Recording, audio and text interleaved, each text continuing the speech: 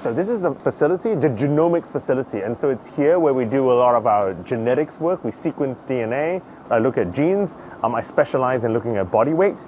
And obesity is one end of the spectrum of body weight. And some of the work we actually do within this lab is to try and understand how genes differ between lean people and obese people. And we look at their genetics here in this lab. 비만의 유전 가능성을 확인하는 겁니다. 유전자 비교 분석 결과 살찌게 하는 유전자, 비만 유전자의 존재가 확인됐습니다.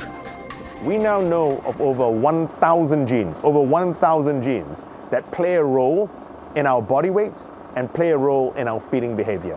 And that's the reason. That's what I think about obesity. I think obesity is a primarily genetic condition that influences our brain. 우리는 왜 살이 찌는 걸까? 유전자 속 DNA, 그 속에 숨겨진 비밀이 우리가 살찔 수밖에 없다는 것을 설명합니다.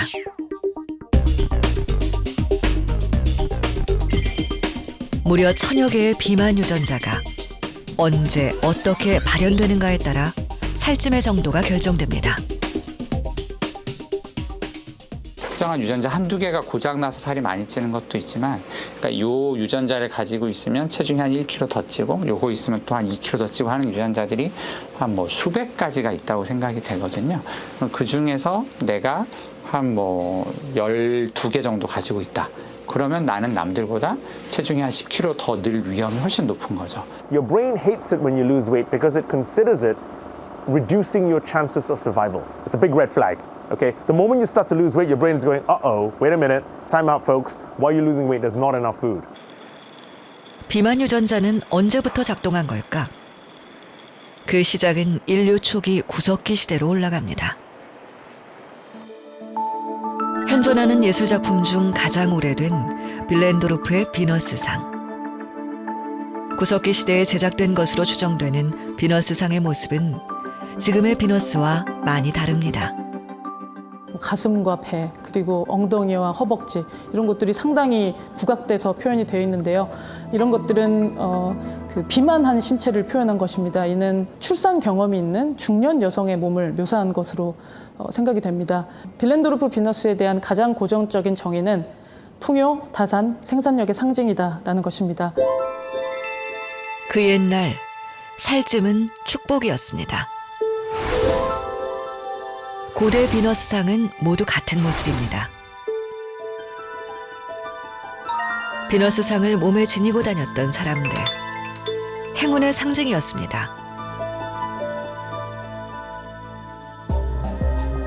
인류가 시작된 그때, 극한의 굶주림을 견뎌야 했습니다.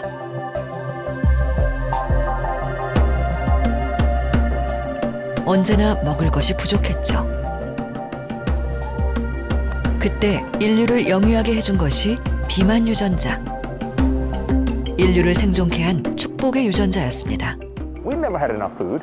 We were chasing after the antelope. We were digging up roots, okay, to try and actually eat. If a drive to actually make you eat more, evolutionarily speaking, was a good drive to have when we didn't have enough food. The problem we have is we have feast-famine genes, but are living in a feast-to-feast environment. So it's feast all the time. There's antelope everywhere. And so as a result, our genes, which are designed to eat when there's food, will keep eating. And so you end up with obesity. 굶주림의 시대는 끝났고 풍요의 시대가 찾아왔습니다. 우리는 극한의 기아가 아닌 과식이라는 풍요를 즐기고 있습니다. 그리고 축복의 유전자는 저주의 유전자가 됐습니다.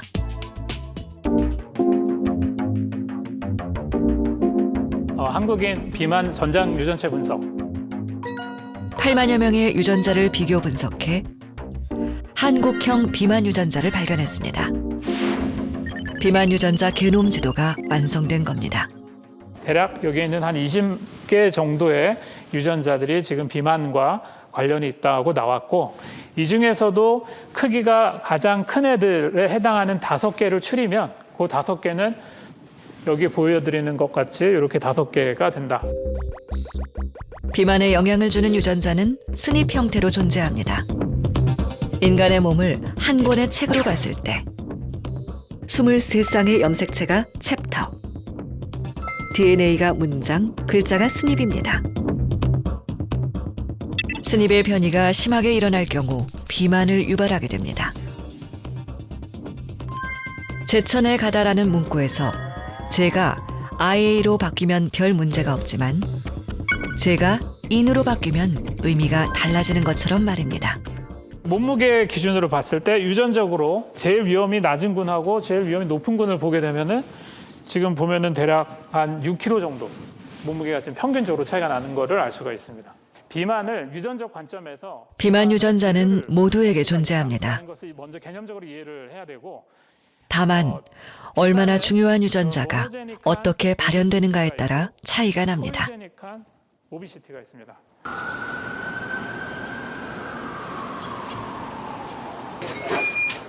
요요 현상을 겪고 있는 박민석 씨. 뭐 하고 있었어? 게임하고 있고. 4살 터울 동생 민규 씨와 함께 지냅니다.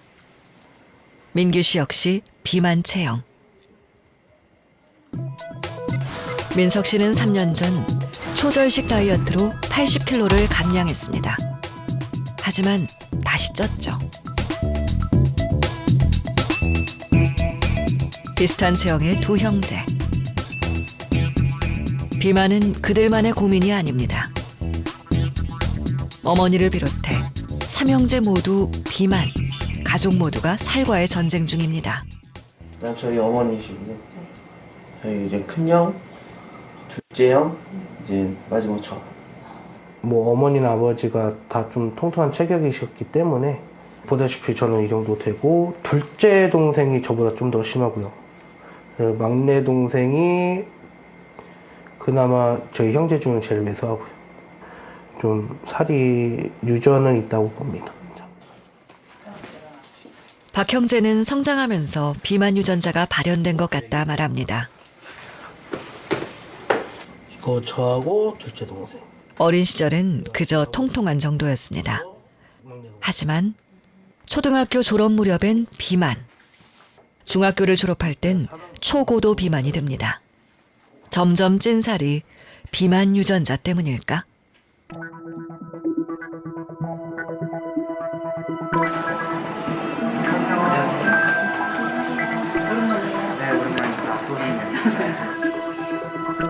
박민석, 박민규 형제에게 비만 유전자가 있는지 확인해 보기로 했습니다. 비만 유전자형으로 체형 관리를 하는 프로그램을 활용했습니다. 개인 유전자형 결과에 따라서 그래서 비만인 사람들이 체지방 감량을 할 때 어떤 맞춤형으로, 개인 맞춤형으로 좀 더 전략적으로 더 효과적인 관리 방법이 다를 수 있다는 거예요. 유전자 검사를 통해 확인 가능한 비만 유전자의 수는 100여 개. 박 형제에게 어떤 비만 유전자가 발현됐는지 분석해 봅니다. 박민석 씨는 살이 잘 찌는 유전자와 요요가 잘 되는 성향의 유전자가 발현됐습니다. 동생인 박민규 씨 또한 형과 똑같은 비만 유전자가 발현된 것으로 확인됐죠. 네, 안녕하세요. 박민석 씨 가족의 비만은 유전자의 탓일까? 쉽게 살이 찌고 요요가 잘 되는 성향으로 나왔고요. 반면에 한번 지방으로 저장된 에너지는 잘 소모가 안 되는 그런 타입이기 때문에 체중이 는 것으로 나왔습니다. 비만 유전자 발현. 살이 잘 찌는 체형으로 만드는 그건 FTO와 MC4R입니다. FTO was the first gene that we identified that could explain why some people were different body sizes, not just extreme, not just the extreme weight. And as a result, we were interested in trying to find out how it worked. MC4R sits in the fat sensing path. When they have an MC4R mutation, all of them always pick the highest fat curry. So the MC4R not only makes you eat more, it makes you eat more fat. 효소 형태로 온몸에 분포된 FTO는 지방을 더 많이 그리고 빠르게 저장시킵니다. 뇌의 시상하부 쪽에 분포한 MC4R. 식욕 관련 호르몬을 자극해 식욕을 폭발시키죠. 때문에 비만 유전자가 발현될 경우 더 많이 먹게 되고 쉽게 살이 찌는 겁니다. What our genes do is influence our feeding behavior. And so some people just want to eat more than others. And that is why some people are small, medium, large in the environment we live in. They're located in the brain, the expression of these genes. They would work through metabolism, through the central nervous system, and through hormones to control fat accumulation.